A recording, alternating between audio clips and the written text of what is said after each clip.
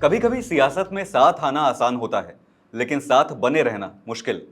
और जब गठबंधन की दिशा और जमीन पर मौजूद वोटर की सोच आमने सामने आ जाए, तो दरार की आवाज सुनाई देने लगती है।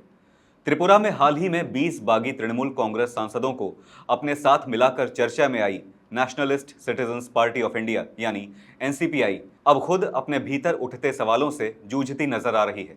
क्या है पूरा मामला, जानेंगे इस रिपोर्ट में। नमस्कार, आप देख रहे हैं आपका अपना न्यूज चैनल सत्य सर्वोच्च न्यूज और मैं हूं सोम।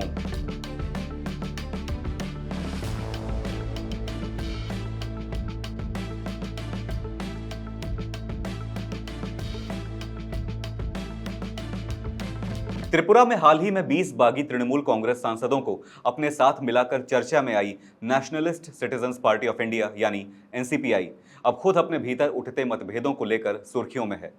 पार्टी के बीजेपी के साथ करीबी संबंध और गठबंधन को लेकर उसके 3 लोकसभा सांसदों अबू ताहिर खान, खलीलुर रहमान और यूसुफ पठान ने असहमति जताई है। सूत्रों के मुताबिक तीनों मुस्लिम सांसद पार्टी की कुछ बैठकों से भी दूर रहे हैं। माना जा रहा है कि उनकी चिंता अपने पारंपरिक वोटर बेस को लेकर है। उन्हें आशंका है कि बीजेपी के साथ नजदीकी उनके निर्वाचन क्षेत्रों के मतदाताओं को उनसे दूर कर सकती है। इसी बीच शनिवार को अबू ताहिर खान और खलीलुर रहमान ने पश्चिम बंगाल के मुख्यमंत्री शुभेंदु अधिकारी से मुलाकात की। दोनों ने मुर्शिदाबाद में एसआईआर यानी स्पेशल इंटेंसिव रिवीजन की प्रक्रिया के दौरान लोगों को कथित तौर पर परेशान किए जाने का मुद्दा उठाया।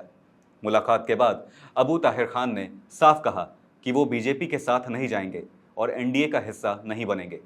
उन्होंने मुस्लिम समुदाय, खासकर सामाजिक और आर्थिक रूप से पिछड़े वर्गों पर विशेष ध्यान देने की जरूरत भी बताई। इस पूरे मामले में ममता बनर्जी के प्रति वफादार गुट ने इन सांसदों के रुख पर सवाल खड़े किए हैं।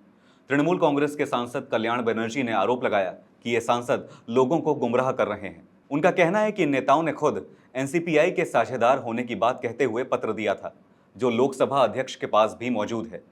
कल्याण बनर्जी ने यह भी दावा किया कि पार्टी के नेता पहले ही एनसीपीआई को एनडीए का सहयोगी घोषित कर चुके हैं।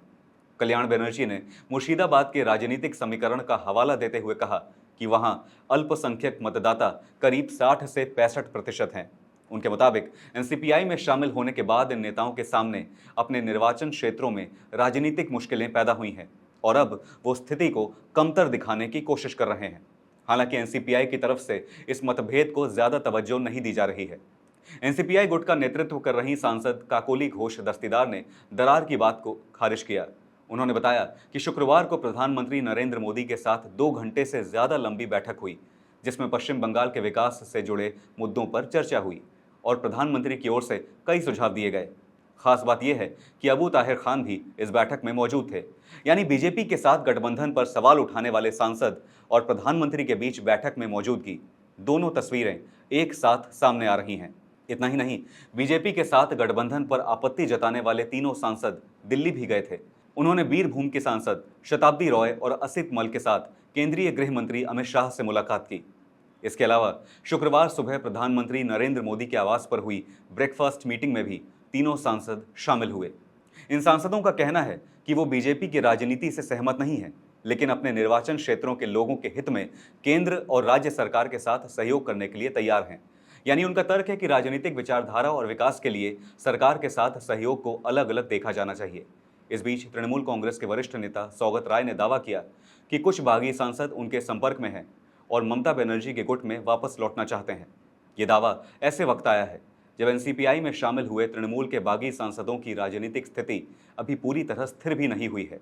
ऐसे में एनसीपीआई के सामने अब दोहरी चुनौती दिखाई दे रही है। एक तरफ बीजेपी के साथ उसके गठबंधन को लेकर उसके ही 3 सांसद असहमति जता रहे हैं, तो दूसरी तरफ तृणमूल कांग्रेस का दावा है कि कुछ बागी नेता वापस लौटने की कोशिश कर रहे हैं। फिलहाल तीनों सांसद एनडीए में शामिल होने से इनकार कर रहे हैं, बीजेपी की राजनीति से दूरी की बात कर रहे हैं, लेकिन सरकार के साथ विकास के मुद्दों पर सहयोग जारी रखने की बात भी कर रहे हैं। अब देखना यही होगा कि मतभेद 3 सांसदों तक सीमित रहता है या एनसीपीआई के नए राजनीतिक समीकरणों में आगे चलकर कोई बड़ा बदलाव दिखाई देता है। आपकी इस मामले पर क्या राय है, हमें ज़रूर बताइएगा। फिलहाल इस खबर पर इतना ही। देश और दुनिया की बड़ी और अहम खबरों के लिए बने रहिए सत्य सर्वोच्च के साथ। लाइक, कमेंट और शेयर करना ना भूलें। अपना ख्याल रखें। धन्यवाद। जय हिंद।